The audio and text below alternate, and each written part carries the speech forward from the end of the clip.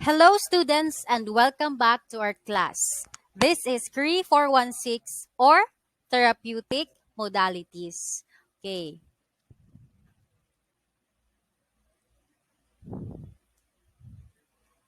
Therapeutic Modalities. So, we will base your lesson on Ulu A, and this is the part 1, no? So, I have subdivided your topics from parts, no? So, this is the first part, and we will now proceed to the first topic of this lesson. Okay. Our first topic or the topic of this subject is all about human rights. No? So human rights are those rights which are inherent in our nature and without which we cannot live as human beings. So it allows us to develop and use our human qualities, intelligence, talents, and conscience and to satisfy our spiritual and other needs. So, anong ibig sabihin nun, ma'am? Right, no? When we talk about human rights, these are things na nasa atin, inherent, no? Hindi pwedeng kunin sa atin. No? So, we cannot live as human beings, no? If we do not have the rights, no? So, we perform things or we do things, no? With freedom. But with lenience, no? Hindi pwede na lahat ng bagay gagawin mo. So, we still have the limitation. But human rights is given to us. So, ito ay yung karapatang pantao ng isang tao. Okay? So, we will discuss things, no? Ano ba ang nakapaloob sa human rights? Ano ba ang klase ng mga rights, no? Ang meron sa isang tao. Okay?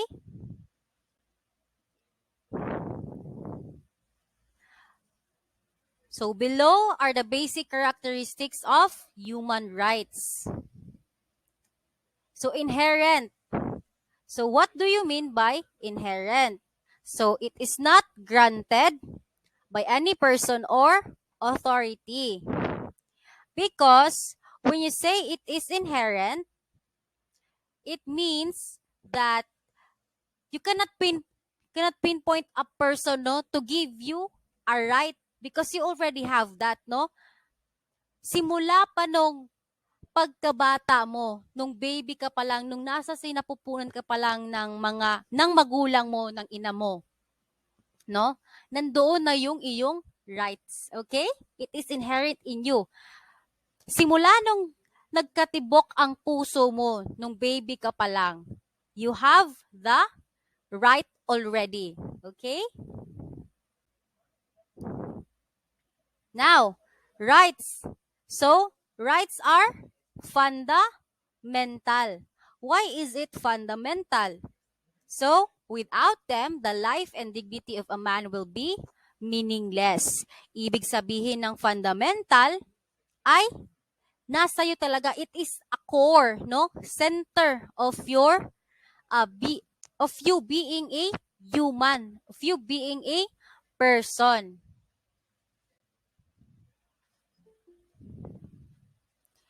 Next, it is inalienable or it cannot be rightfully taken away from a free individual, cannot be given away or be forfeited, no? You have the human rights, karapatang pantao. Miski na nakakumit ka ng crime, hindi pwedeng kunin sa iyo ang iyong karapatan. Okay? Hindi din pwede na i-forfeit na kung nagkasala ka man, ay kukunin na yung karapatan mo. You still have the rights, no? So, hindi pwedeng kunin sa'yo ang iyong karapatang pantao. Imprescriptible. So, it cannot be lost even if man fails to use or assert them, even by a long passage of time. It is imprescriptible. So it cannot be lost even a man fails to use or assert them even by a long passage of time. Next is indivisible. It means that it's not capable of being divided. It cannot be denied even when other rights have already been enjoyed. So hindi pwedeng i-divide ang right mo into half, no? You have the right no to perform it as a whole, no, yung human rights mo. Okay? Next, human rights are universal. So it applies irrespective of one's origin, status, or condition, or place where one lives, and rights can be enforced without national borders. So it is universal. All people have the human rights. Whatever color you have, you may be brown, you may be black, you may be white, or you may be on the richer part of the society, or you have the lower part, you are on the lower part of the society, no? Or if you are not intelligent, if you're intelligent, if you have a big size, if you have a small size, no? So you are engaged to the right of human rights. Okay? You have the right. Meron ka pa ring katungod, no? Okay. So, whatever nationality you have, you are still you are still respected, okay? So, whatever race you have or whatever nationality you have, you still have human rights, okay? Now, it is interdependent. This means the fulfillment or exercise of one cannot be had without the realization of the other. Okay? So, we have some different types of rights, no? It can be constitutional, it can be other rights, okay? So, we will discuss that along the way. Okay? Human rights principles. The dignity of man and human life is inviolable, right? So it can never be broken or dishonored. It means that it is absolute, it is untouchable, it is unchangeable, it is unbreakable, it is sacred, it is holy, right? So from the dignity of a man is derived the right of every person to free development of his personality. So you have the right, no, to improve yourself. No one will judge you, no. So if you want to yung pagandahin mo yung mukha mo or patangusin mo yung ilong mo, you have that right. No one will judge you, no? So, or you want to have a fit body, okay? That's your right, no? No one will tell you na, no, don't exercise because like that, okay? You have the right of your own self, okay? So, a legitimate state should exist to assure that in the discharge of the governmental functions, the dignity that is the birthright of every human being is duly safeguarded. Okay? No. So, here, papasok na yung mga religious rights, constitutional rights, and the like. Okay? Next. Classifications of rights. So we have natural rights. So what are these rights? Okay, these are God-given rights, no? Acknowledged by everybody to be morally good, and it is an unwritten right, but prevail as norms of the society. Okay, basic right to life, right to live. Okay, those are natural rights. Now we have the constitutional rights, okay? Confirmed and protected by the Constitution and which cannot be modified or taken away by the law-making body.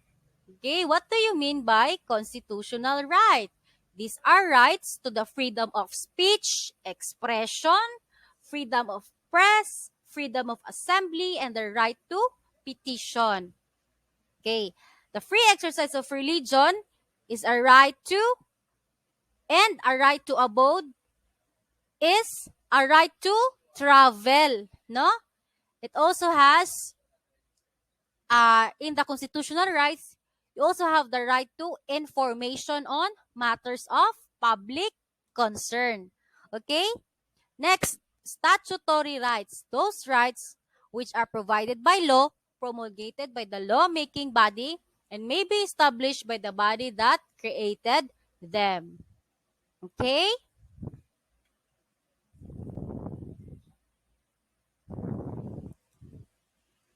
Now we have stages of human rights. So, idealization.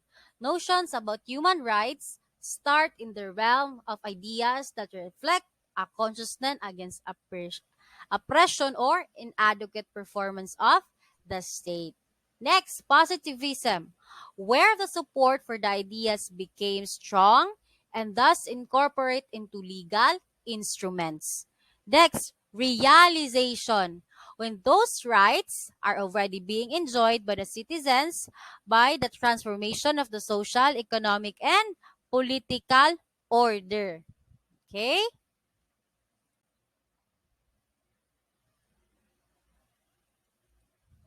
We have these three obligations of state parties. Okay? So, obligation to respect. This is stated in the Article 2, Paragraph 1 of the ICCPR that contains this obligation. So, this indicates that the negative character of civil and political rights, commanding the state to refrain from restricting the exercise of these rights, is not expressly allowed. Okay?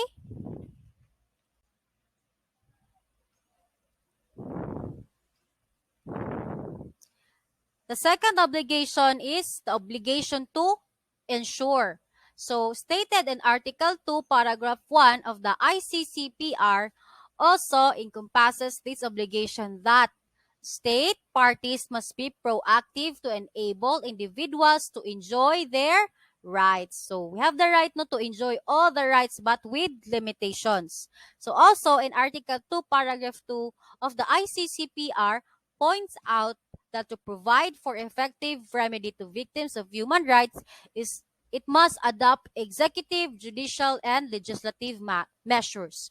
So for those people na sinagasaan yung human rights ng ibang tao, so there are measurements na ginawa ng government no to ensure that the human dignity or human rights should remain to a person. Okay? Mainly, these things happen when there is a person who is deprived of liberty. Okay? Yung mga tao na convicted. Because mainly, if you are a convicted person, no, usually ang tingin sa iyo ng tao madumi, no? Masama. Ganun na kaagad. So, hindi pwede yung ganun. Okay? So, dapat kahit na persons deprived of liberty sila, kailangan mo pa rin silang respetuhin. Okay? So, if ever, kapag nasagasaan yung human rights nila, kapag hindi in-enforce yung proper na pag-handle sa isang criminal, no, usually doon yung mga nakakasagasa, yung mga police enforcing officers natin, no, law enforcing officers natin. Kasi nga, kapag nag-apprehend sila ng suspect or ng perpetrator, diretso-diretso na. So, hindi nila binabasa yung kanilang Miranda rights, no? That is also a right, no? As a person. So, meron silang mga fines doon or mga measurements na gagawin ang gobyerno para hindi masagasaan ng human rights ng bawat tao.